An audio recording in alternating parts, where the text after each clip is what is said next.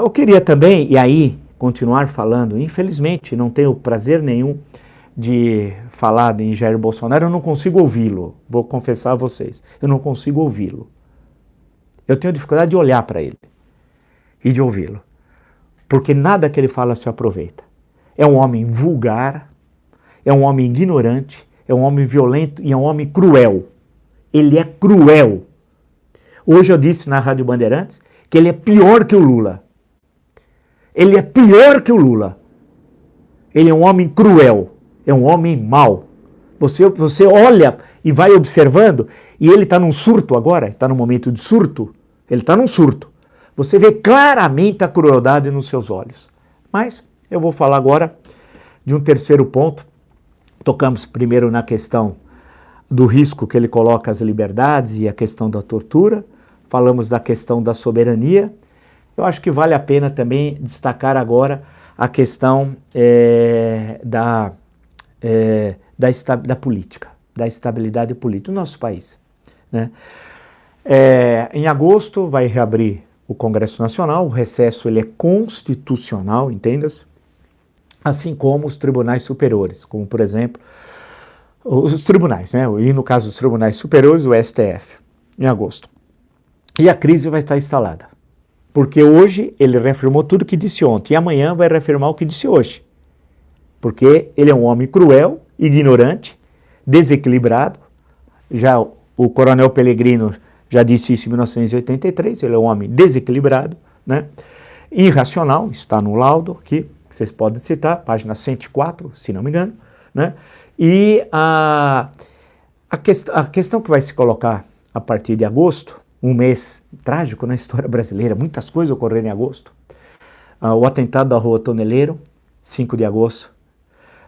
Suicídio Vargas, 24 de agosto. Um em 54, o segundo em 54 também. A renúncia do Jânio, 25 de agosto de 61. A morte de JK, aqui na Via Dutra. O impeachment da Dilma, etc. Podia citar mais outros. Só aí são 5 fatores assim, traumáticos da história brasileira. E nós vamos começar um agosto em crise. Política. E o que menos o Brasil precisa é crise. Porém, a crise tem nome no Brasil, Jair Bolsonaro. O fator de instabilidade política no Brasil é Jair Bolsonaro. Ele é o fator. Todas as outras questões, elas podem ser resolvidas sem problemas. E foram, vocês estão acompanhando. Ele é o elemento que ele cria desestabilização. Porque ele odeia a democracia, as liberdades, o Congresso Nacional, o STF, a democracia, o conflito ideológico, o bom debate, o saudável debate, o bom combate, como diria o Paulo de Tarso. Aí eu agregaria, o bom combate ideológico, né? Ele não gosta disso. Porque ele não consegue. Por que ele não gosta? Porque ele não tem um background, ele não tem nada, ele não tem formação, ele não tem intelecto. Ele é o Australopithecus do século XXI. Ele não tem o que falar. Então o mecanismo de defesa que ele tem é negar a democracia, que pressupõe o debate de ideias.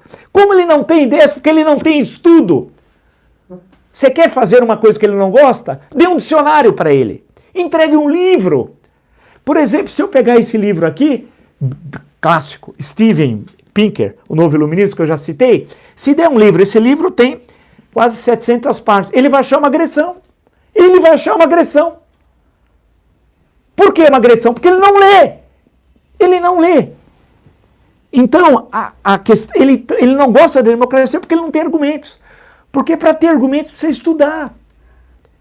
Precisa estudar. E isso precisa ter disciplina, porque o estudo pressupõe a disciplina. Pressupõe a reflexão. A reflexão. Só pode ter filosofia quando o vocabulário da humanidade, do ser humano aumentou. Você não pode ter filosofia com o homem de Australopithecus, por exemplo. Não tem filosofia. Quando você vai à fala, ampliando o vocabulário, e aí pressupõe o desenvolvimento da humanidade, a sedentarização, o excedente de produção, etc, etc, etc, você vai ter aqueles que vão se dedicar à reflexão. E essa reflexão exige, nos tempos contemporâneos, não na antiguidade grega, diferente, né? Mas agora, o estudo, né? A leitura e tal. Né? O Sócrates não tem um livro atribuído a ele, né? Xenofonte, Platão, etc. Ele não tem um escrito, assim como não tem do Péricles. Os 4 discursos, se não me engano, que a gente conhece do Péricles são atribuídos ao Péricles, né? Nós não conhecemos. O maior deles é aquele que está na história, logo no início da história da Guerra do Peloponeso, que está no meu livro, A História em Discurso, 50 discursos que mudaram o Brasil e o mundo, né? Então, precisa do estudo, precisa ter o estudo. E ele não estuda. As notas dele são péssimas na escola militar, na Academia Militar de Agulhas Negras, né? Então, como ele não se dedica ao... Por isso que ele tem ódio dos intelectuais. Ele odeia os intelectuais. Como bom neofascista, ele odeia os intelectuais. Lembra aquele general franquista que dizia: quando eu ouço falar em cultura, eu saco o revólver. Ele gosta de fazer assim. É a mesma coisa. É a mesma coisa. É a mesma coisa. Ele é isso. Porque ele sabe que a democracia você precisa ter argumentos. Não é xingamentos. Não é agressão. Ele tem um vocabulário, eu fui o primeiro que disse, de 500 palavras. Observe. Ele tem enorme dificuldade de se expressar. Enorme dificuldade. Enorme dificuldade. Ele não consegue falar. Você tem dificuldade, eu fico prestando atenção no que ele fala para tentar entender o raciocínio dele. As frases são muito curtas e entrecortadas e sempre com metáforas banais. O namoro, o casamento, o divórcio, sexualidade, trata a mulher sempre como objeto, desprezível, né? É isso. Então ele não consegue ter um raciocínio elaborado. Como é que ele pode participar de um debate? Imagina, e olha, nós não temos grandes oradores hoje, políticos muito ilustrados. Imagina, eu fico imaginando, se ele entrasse no túnel do tempo, chegasse à Câmara dos Deputados em 1958, capital ainda era o Rio de Janeiro, e encontrasse Adalto Lúcio Cardoso, Aleomar Baleiro, Afonso Arinos de Melo Franco, Prado Kelly, Carlos Lacerda, Almina Afonso, etc. Flores da Cunha. Imagina o Bolsonaro, o que ele ia falar? O pobre coitado. Mesmo hoje, que nós não temos um parlamento com grandes inteligências, imagina ele tentar debater, imagina ele conversar comigo. Nós temos aquele vídeo, né, de 22 de maio de 2017, de 40 minutos. A primeira pergunta que eu fiz para ele foi sobre economia. Sobre setor primário, secundário e terciário, que qualquer um sabe, numa aula de geografia econômica, o aluno de colegial do ensino médio sabe. Ele não sabia. Ele faz aquela cara de tonto. Ele tem cara de tonto, né? Ele faz aquele cara de tonto. E ele trouxe uma colinha, assim, um papelzinho, que eu fotografei, um papelzinho assim, com uma colinha para fazer uma piadinha e anotou uns pontos. Olha o primarismo. Esse homem é presidente da 8ª economia do mundo. Claro, porque 2018 nunca vai se repetir aquela conjuntura. Um dia nós vamos ter de voltar a estudar aquela conjuntura de 2018. Agora, esse homem coloca em risco a soberania brasileira, né? E coloca em risco a questão da tortura, a democracia, a soberania e a estabilidade política. Por quê? Nós sabemos que o crescimento do Brasil vai ser muito próximo a zero. Alguns falam em 0,8. Mas se a crise se instalar em agosto, não vai ser 0,8 positivo, deve ser 0,5, 0,3, 0, muito próximo a isso. Ou seja, o mundo está crescendo 3%. O problema da crise não é externo. Outras épocas da história do Brasil, a crise veio de fora. Não, a crise é interna, não é externa. A questão que se coloca, portanto, hoje, é que a estabilidade política é condição indispensável para a recuperação econômica. Só que o Bolsonaro é um elemento de instabilidade, não de estabilidade. Portanto, o grande obstáculo à recuperação econômica é Jair Bolsonaro. É quase uma leitura socrática, né? É quase isso. Quando eu falo leitura socrática, o Bolsonaro vai achar que é o Sócrates do Corinthians. Não, Bolsonaro, da seleção brasileira de 82 e 86. Não, Bolsonaro, não é o irmão do Raí. Não, Bolsonaro, não, Bolsonaro. Não é esse Sócrates, Bolsonaro. É aquele outro, o ateniense. Isso. É o ateniense.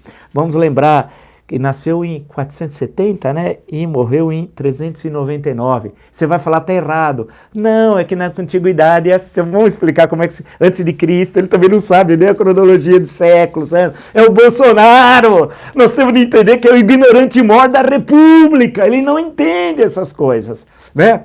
É o Sócrates, o ateniense, o grande Sócrates, tal. Bem, A questão que se coloca, portanto, hoje, para voltar a discutir a questão séria, é a questão da estabilidade política, né? E essa é fundamental ao país.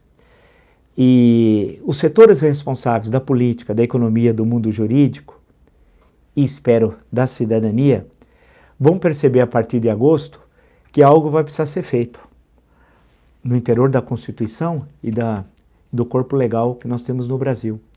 Por quê? Porque ele cria instabilidade constante e ele vive dessa instabilidade. Ele vive dessa instabilidade. Ele não consegue viver da estabilidade. Assim como não consegue ter o diálogo democrático, ele não tem nada a dizer. Ponha-se no papel dele. Vamos fazer o seguinte, Pô, você chega num lugar, vai debater, você não tem nada. Por exemplo, comigo, ele não entendia nada que eu falava. Ele não conseguia pensar. Primeiro, ele pensa devagar. Segundo, ele não tinha nada. É um cérebro vazio à procura de neurônios. Né? Ele deve ter uns 3, 4, mas poucos se comunicam entre si. Então ele precisa se afastar. Esse não é o terreno que ele quer. Ele quer agressão, o conflito. Né? E os que o seguem são muito semelhantes. É engraçado entender, vale um estudo, certamente o pessoal fará de antropologia política, por exemplo, dos seguidores neofascistas de Bolsonaro. Não é aqueles que votaram no Bolsonaro em 28 de outubro. A maior parte não comunga desse pensamento. Mas é esses extremistas. É tentar entender esses extremistas.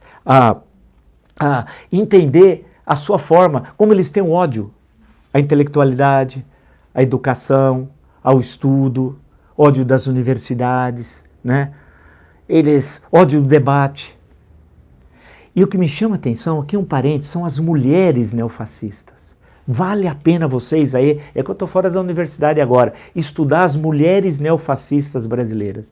Vale a pena, dá um belo estudo, uma tese de doutorado de primeira. Né? Eu vejo que muitas coisas que eu falo aqui na live aparecem na imprensa no dia seguinte, não tem nenhum problema de direitos autorais, não tem nenhum problema comigo. Mas eu acho legal até, não tem nenhum problema.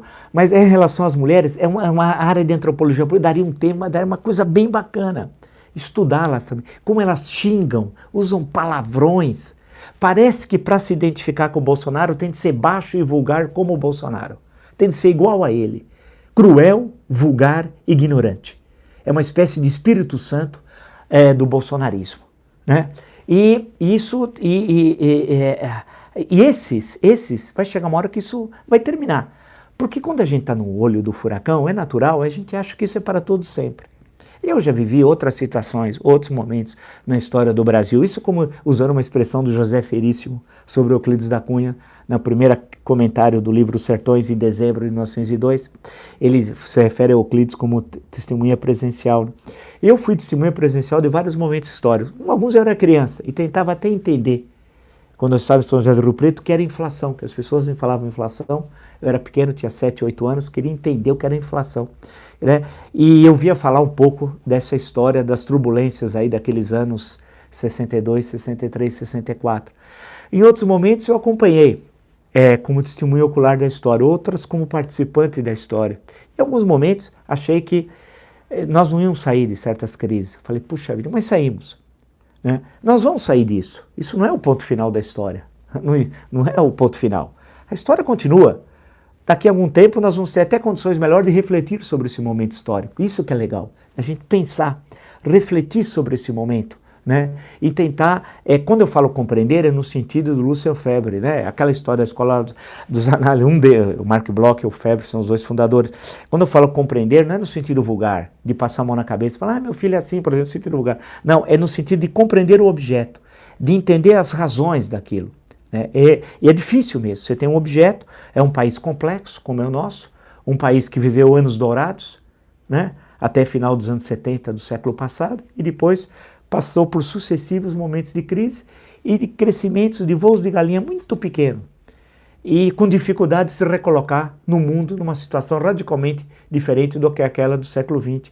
Nós passamos no século XX, o Brasil, nós entende-se o Brasil, pela Primeira Guerra Mundial, pela crise de 29, pela Segunda Guerra Mundial, pela Guerra Fria, e o país foi sobrevivendo a tudo isso, tal. Mas chegou um momento que nós perdemos o pé. né? E é uma coisa que me angustia intelectualmente, né? É de tentar entender, eu falei até várias vezes em programas na Rádio Bandeirantes sobre isso, de tentar entender o que aconteceu, quando é que nós perdemos o pé, né? E essa dificuldade que nós temos de retomar essa caminhada tal, né? E nós vamos superar essa crise. Bolsonaro não é o ponto final da história. Bolsonaro é um momento da história, não um ponto final. É um momento desse processo histórico, né? É um momento ruim? É um momento ruim. Mas é uma transição, e eu tenho falado isso desde o ano passado, de uma república que morreu em outubro, em dia 7 e dia 28 de outubro, no primeiro e no segundo turno, né? Morreu ali, para uma nova que vai se construir, eu não sei de que forma, como e quando. Ninguém sabe, né? Nós estamos no meio desse processo. Bolsonaro é um elemento que destrói, ele não constrói. Ele é um elemento que é um obstáculo à construção de uma nova ordem constitucional, legal, um novo país. Ele ainda é o fim do atraso. Ele é uma espécie de último momento do atraso, né? Tem uma expressão que eu não vou usar, que eu me lembrei agora, que o pessoal usava uma expressão chamada vanguarda do atraso. Não é o caso, não se aplica a ele, porque não é uma... É a última conta que nós precisamos acertar com o passado recente brasileiro. É ele. Esse acerto de contas político vai ser ele representa. Porque ele é produto do passado. Ele não é o novo, ele é o velho. Ele é da velha política, ele não representa em momento algum. Então, isso é uma questão interessante de a gente pensar. Por isso que é bom essas lives, porque aqui a gente pode falar e pensar. E fazer o que o Lupicínio Rodrigues diz, né? O grande Lupicínio. O pensamento parece uma coisa à toa, mas como é que a gente voa quando começa a pensar, não é assim? Né? A gente vai voando. Pensar, ele é o último elemento do passado. É como aqueles conjuntos de matemática que a gente faz, né? Ele é o último. Após o Bolsonaro, tudo indica, nós teremos condições de construir o novo Brasil. Então, ele é a retaguarda desse atraso, é o último ponto, né? Após nós sairmos disso, nós temos grande possibilidade, não necessariamente ocorrerá, de construir, então, finalmente o Brasil moderno, o Brasil contemporâneo, porque o Brasil moderno nasce em 30, o Brasil contemporâneo, o Brasil do século XXI, aprendendo as lições do passado recente, né? As lições que vêm do governo Sarney, do governo Collor, do governo Itamar, Fernando Henrique, Lula, Dilma, Temer e do Bolsonaro. Veja que entre todos esses, ele é o pior. Né? Ele é o pior. Com todos os defeitos que a Dilma tem, mas ela não chega ao ponto do Bolsonaro. Ela não chega ao ponto do Bolsonaro. Inclusive porque ela respeitou as instituições. Respeitou tanto que aceitou o impeachment. Aceitou. Quando a Câmara autorizou, ela saiu do Palácio do Planalto. Saiu. Mas ele é comunista. Que comunista aceita a Constituição? Que comunismo tem impeachment? Ela aceitou. E o Lula também. Estava lá ao lado. Eu estava acompanhando tudo aquilo. Estava ao lado dela e saíram do Palácio. Aceitaram. Né? E aí aguardaram o julgamento do Senado. E ela foi se defender no julgamento do Senado. Ele é o pior do que todos eles. Então é interessante que nesse processo vai terminar com ele. E aí nós teremos... Quando? Não sei. Ele termina o governo? Também não sei. Pode ter um processo de impeachment por outras razões, colocar em risco a soberania nacional, crime de responsabilidade, agravamento da crise econômica, não sei. Fabrício Queiroz. Fabrício Queiroz é o homem-bomba. É o motorista Heriberto de 1992. Se o Fabrício abrir a boca... O que vai? Porque o Fabrício não é o homem do Flávio Bolsonaro no gabinete na Alerj. Não! Fabrício Queiroz é um homem do Jair Bolsonaro na Alerj. Jair Bolsonaro é deputado, é homem de confiança dele. Quem estava pescando com ele? Sabe aquela foto? Quem é? Fabrício Queiroz. E quem é Fabrício Queiroz? É um homem que depositou dinheiro, depositou o quê? Grana na conta de quem? Da Michele, a Santa Michele. Dinheiro de origem desconhecida. Dona Michele, que fez uma reforma, gastou 330 mil reais na reforma, paga pelo seu, pelo meu, pelo nosso dinheiro. Depositou dinheiro na sua conta. Qual é a origem daquele dinheiro? É limpo aquele dinheiro? Veio do Fabrício Queiroz, ligado às milícias do Rio de Janeiro, especialmente a milícia do Rio das Pedras. Flávio Bolsonaro, no Rio, como deputado, homenageou assassinos. Uma das homenagens, o policial assassino que envergonhava a farda da PM do Rio de Janeiro estava preso. Era um homicida. Mas o Flávio não é um agente político. Ele é uma marionete. Carlos não é agente político, é uma marionete. Eduardo não é um agente político, é uma marionete. E Fabrício não é um agente político, é uma marionete. Quem é que controla essas marionetes? Jair Bolsonaro. Só existe Fabrício Queiroz porque tem Jair Bolsonaro. Só existe Carlos, só existe Flávio, só existe Eduardo porque tem Jair Bolsonaro. Por isso que a gente não sabe o que vai acontecer. Eu não sei. Por exemplo, no meu livro sobre o governo Collor, de história política, é considerado, desculpe dizer, o melhor livro de história política sobre o governo Collor, o que me chamava a atenção quando eu fui estudar o objeto é que eu queria entender o seguinte, e é como se eu não soubesse, porque quando você vai trabalhar, eu como se eu não soubesse nada. Eu estava chegando, pegando um papel em branco e estudar aquele momento histórico, levantando todos os materiais, fontes primárias, secundárias, entrevistando personagens. E não tendo parte-pri. Nada. Eu tinha umas hipóteses de trabalho e com essas hipóteses fui analisar. Curioso, quando você chega a maio, primeira semana de maio de 1992, ninguém fala. Sabe qual era a discussão? Era tentar aprovar o parlamentarismo no governo Collor e, se não der, empurrar Collor até 94, porque o mandato inicial da Constituição de 88 do presidente era de 5 anos. O mandato era de 5, não era de 4, e proibida a reeleição. Tá? Era aguentar, empurrar o Collor. Falava, aqui que é o melhor do Collor do que o outro. Vamos empurrando. Aí vem, na metade de maio, a entrevista à revista Veja do Pedro Collor. Aquela célebre capa, Pedro Collor conta tudo. Aí foi criada uma CPI. Só que nesse interregno, entre CPI e a entrevista, o Pedro Collor quis voltar atrás, etc. Tal. A CPI foi criada, tudo certo, as pessoas disseram, não vai dar em nada. Paulo César Farias vai depor e termina a CPI. O que aconteceu? Foi autorizado, a Câmara autorizou o processo de impeachment e o processo de julgamento foi feito pelo Senado como determina a Constituição. Quer dizer, a primeira semana de maio não ia acontecer nada. No final de maio, o presidente já estava numa situação muito difícil no mesmo mês. Então a política é assim. Por exemplo, pode ser que o Fabrício Queiroz revele a ligação com o crime no Rio de Janeiro. Porque milícia é crime, entende? A gente fala milícia, vocês podem entender, é o crime. São criminosos.